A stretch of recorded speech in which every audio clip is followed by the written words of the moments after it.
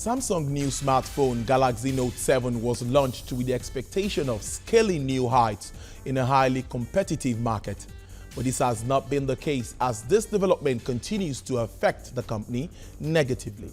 What initially seemed to be a technical glitch in a few devices swiftly turned into a full-blown crisis that looks set to inflict incalculable damage on the South Korean electronics powerhouse, in a market where brand confidence and loyalty are very paramount.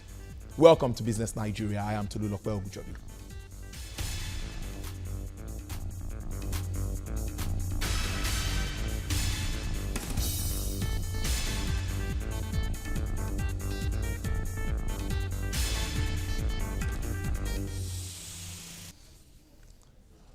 Well, and going to the topic of the day now. In Nigeria, the aviation authorities have actually banned the use or even charging of Samsung Galaxy Note 7 on board.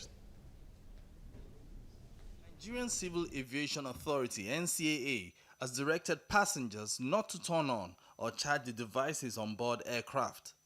This follows recent concerns raised by Samsung, manufacturers of Galaxy Note 7 devices. Spokesman NCAA Sam Adurogboye said that the phones must not be stowed away in any checked-in baggage. The agency stated that notice had been sent to all the airlines and other stakeholders for strict compliance. According to him, the regulator took the steps to ensure safety and security of air transportation. It advised all airlines to emphasize the prohibition of the devices on board during the passenger briefings by the cabin crew. Similarly, NCAA directed all those responsible for searching or screening checked-in baggage at the various airports to intensify the procedures to identify possible checked-in Samsung Galaxy Note 7.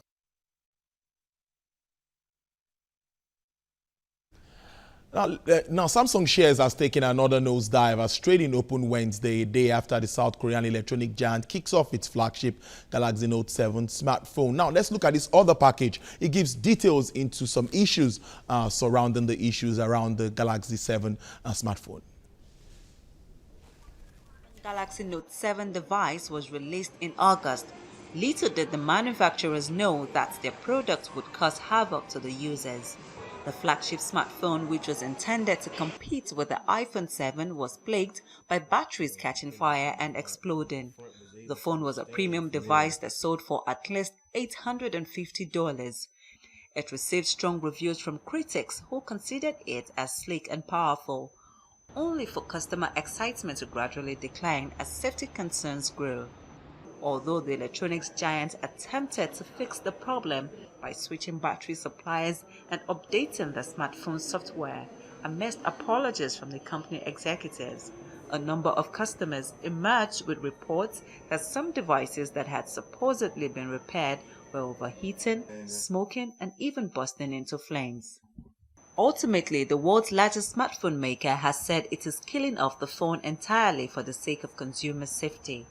This decision comes 5 weeks after Samsung said it would recall 2.5 million copies already sold, the largest ever in the smartphone industry.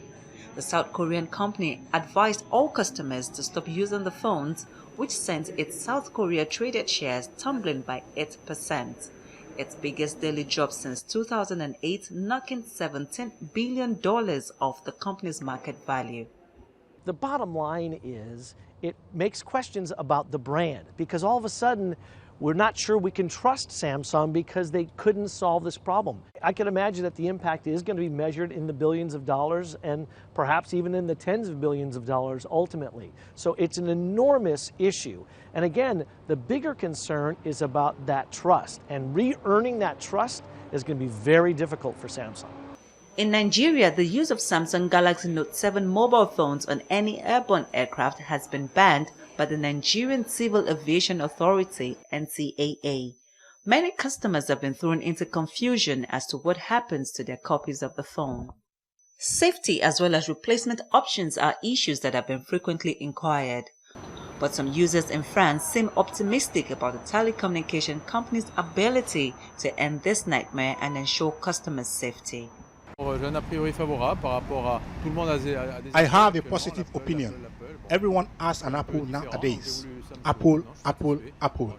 And I'm a bit different, so I wanted a Samsung and I'm satisfied. I think they will succeed to resolve the battery's dysfunction. It's happened regularly with the motherboard, for example. I changed it 3 times on different models. So they have to rethink this. Otherwise, the products are good. Analysts have estimated the total hit to be up to $9.5 billion in lost sales and $5.1 billion of profit wiped out. With Samsung's market value of about $194 billion and annual sales of $179 billion, the question is, will the world's largest smartphone maker have enough profit to weather the loss of its Galaxy Note 7? A big question there if they will be able to actually weather this storm. Now, the share price of Samsung on the South Korean stock exchange fell by as much as 3% in early trade. This is reflecting investors' concern that the disastrous brand fallout from the Note 7 debacle could impact the rest of Samsung's diverse product line. Now, discontinuing the Note 7 leaves Samsung extremely vulnerable as the highly competitive market for premium smartphones enter the holiday buying season. Well, now let's talk to an information technology consultant, Benjamin SEMOLA. Thank you for your time, Benjamin. Thank you very much for having me today. Yes, Benjamin, I'm going to start this way. What would you consider as the genesis of this problem? You know, a lot of issues have already been raised, but let's start it that way. What do you think is the genesis of this? We'll need to rely basically on what Samsung is telling us, and that is a manufacturing error, malfunctioning of certain elements in the battery of the phone. That was what we were told earlier. Of course, in the last 48 hours, we were expecting somebody in the cadre of maybe the CEO or one of the top echelon to come out to tell us more, because there seems to be more to the problem of the phone rather than the battery just exploding, because we've had a replacement version of that phone also exploding very recently, which is why Samsung outrightly, for consumer protection, have to come out to altogether stop the production of the phone and then, you know, bear the loss that is accompanying it. Now, but Benjamin, is it not disturbing now that quality control measures on the product were not so tight looking at this development? I wouldn't say that quality control wasn't in place. You know, there are times, I guess that the problem that Samsung is having, I may be wrong, but, you know, we, of course, have gone through the series of this Note series from the Note 1, Note 2, Note 3, Note 4, Note 5. We all were expecting a Note 6. But Samsung came out to say, rather than giving you the Note 6, since they have S series of the S1, S4, S5, X's, that they want to streamline their production. So, you know, sometimes, like I always talk in different fora, that it's not when you have a new product rolled out, most of the features that will be added on that new product has already been in the laboratory. You know, if you have like 100 features of what your scientists and what your experts are trying to develop in the next 20 years, they will now start introducing some of these features as the technology is becoming more and widely open. You know, I haven't run all the tests on health, I haven't run on the impact on the environment. But I guess for this particular phone, my own personal take is that Samsung packed too much into just one unit, because they skipped a series of their Note series. That they skipped the 6, going from the 5 to the 7, because what they told us is that they just want a generic sequence in their naming. But for me, you know, they packed the iris detection. That's the first we're having in the mobile platform. They packed so many features into this phone, and I guess that those decisions were taken at the last minute. So quality control, you know, when you are developing anything, you start your quality control from stage 1, stage 2. You know, by the time you see any fault, you take it back again to stage 1, stage 2. I guess that as at the time they had the initial quality control test done. Everything seems okay until when they woke up overnight, I said, come, we can just blow out. Let's outsmart Apple that is trying to roll out the iPhone 7. Let's bring in features. Of course, Apple also would have fallen into this same error. Apple was planning to come up with all glass iPhone with the iris sensor and a number of other things, but they had to rescind their decision because I feel that, for every technology you need energy. You have to consider energy consumption, energy saving, impact of energy on the environment and all of that. I guess for me that this was where Samsung missed it, trying to pack so much into a smaller unit in the bid to outsmart or outtrump every other competitor, not minding the last check that ought to have been done while introducing newer features. Well, I like that. For every technology, there is need for more energy. Now, Benjamin, the issue of trust now comes in. To me, I believe that this might affect customers' confidence with Samsung. Now, do you not see some customers generally avoiding Samsung phones, well, maybe as a measure of caution? I was in air like 48 hours ago, flying from a country to another, and part of the announcement that kept coming from the captain in the plane is, if you have a Samsung Galaxy 7, put it off. That was just before the yesterday announcement. But something I observed, a number of us on board had the iPhone with us. A number of other users that even have the Galaxy series, not necessarily the Galaxy Note 7, we have these air hostesses coming around to say, please, you need to switch on. And the users will say, sorry, this is not Note 7. Sometimes there's this similar look you have in all of their devices, that's their phones. And for me, as of this morning, I stumbled on a number of blogs where people are already denouncing their, how will I put it now, their association with Samsung because of this incessant blow up of the Note 7. And I think the critical problem Samsung will have right now is to manage the situation. Because for me, I don't have a problem with the Samsung platform. I have also upgraded from the Note 1 to the last. The Note series is actually meant for business users, and companies normally use it for their executives. They want it because you can make sign up document and all of that because of the stylus and every other thing. Now, if you lose the corporate users, then that means, of course, that you are losing trust in the entire consumer base that you have. So for me, it's going to affect their consumer base. But the extent of the impact is what we can't tell for now.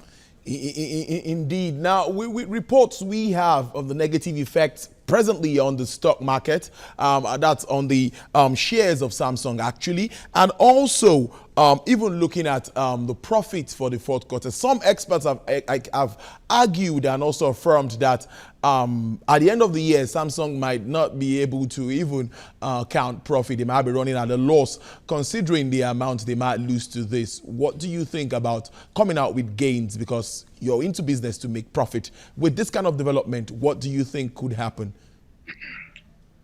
For me, it's all about information management. And when I saw the information about their stock this morning, I was also alarmed, but I wasn't surprised, because rolling out an entire series, mind you, you've had purchases of some of these phones into the tune of over 2.5 million units.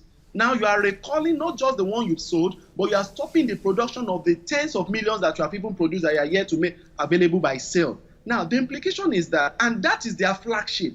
Now Samsung has been known to be very, very confident in rolling out things that every other provider, every other phone manufacturer will want to maybe watch their step. Samsung will just come out and then they've all had it right going into the market. You consider so many, as a matter of fact, I got to a Samsung mall in the United States and I was confused which is which, because I saw a series of their phones that I'm not even used to right here. The implication is that they've had so many series of phones that have been rolled out and consumers are just consuming these things. Oh, it is Samsung. Oh, it's going to be good. Oh, it is Samsung. But now that you now have an issue, how are you addressing it? How are you giving the consumer the right information, lest they start looking at every other phone you have provided or that you are rolling out in the eye of the Galaxy 7?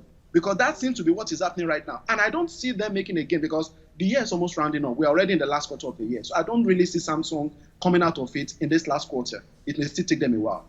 Exactly, a big blow on the telecoms. Well, on the phone maker. Well, thank you so much, Benjamin Shemola, a consultant, information technology consultant, giving his views on issues surrounding the Samsung Galaxy Note 7.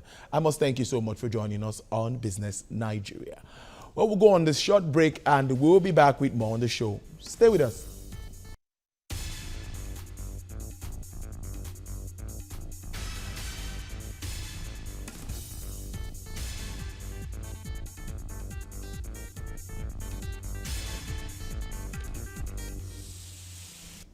Well, thank you for staying with us. You're still watching Business Nigeria. Now away from Samsung, where we have some take-homes actually, because the issue of trust, again, information management, and also the effect on the company's finances were very, very strong issues actually being raised there with regards to the Samsung Galaxy Note 7. Let's see how it all plays out.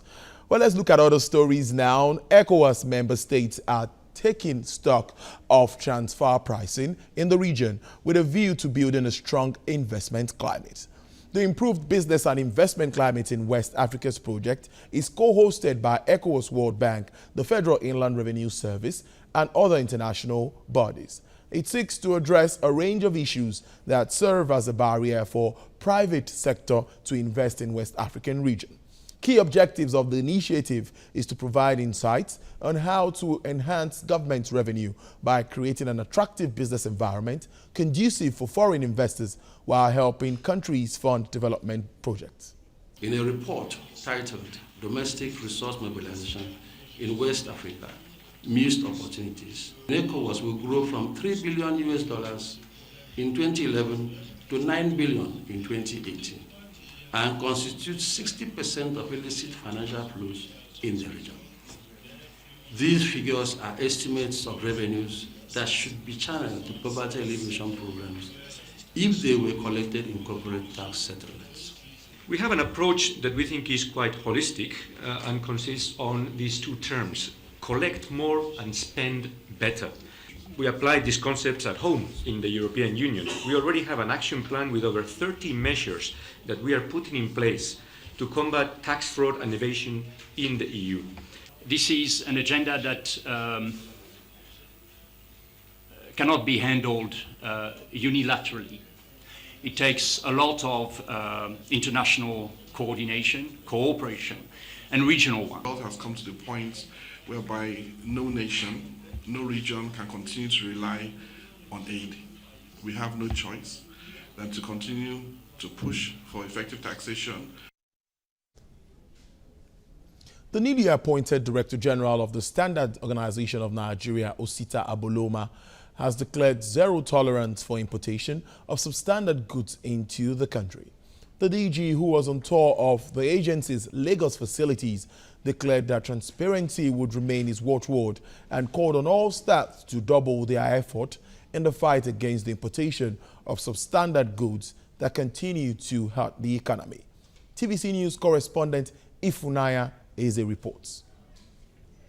The Director General toured S.O.N's Lagos offices in Ogba, Apapa and Lekki and urged Nigerians to reject substandard goods. He noted that this will discourage their importation into the country. He warned that importers of substandard goods will pay dearly, stressing that the fight will be relentless. At the several offices visited, the agency's personnel were advised to be transparent in their operations and intensify efforts in the battle against importation of substandard products into the country. You people are backed by the law, so long as you are doing the right thing.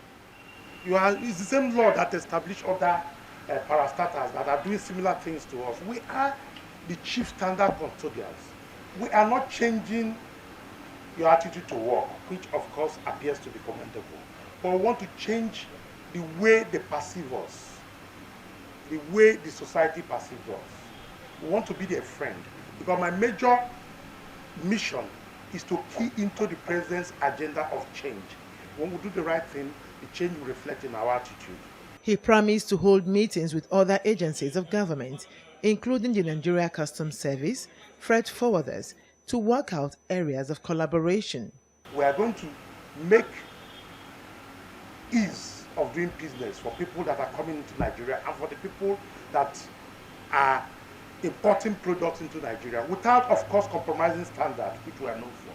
Aboloma also stated that he will speed up ongoing efforts to ensure that goods imported from China and other Asian countries conform to the nation's industrial standard.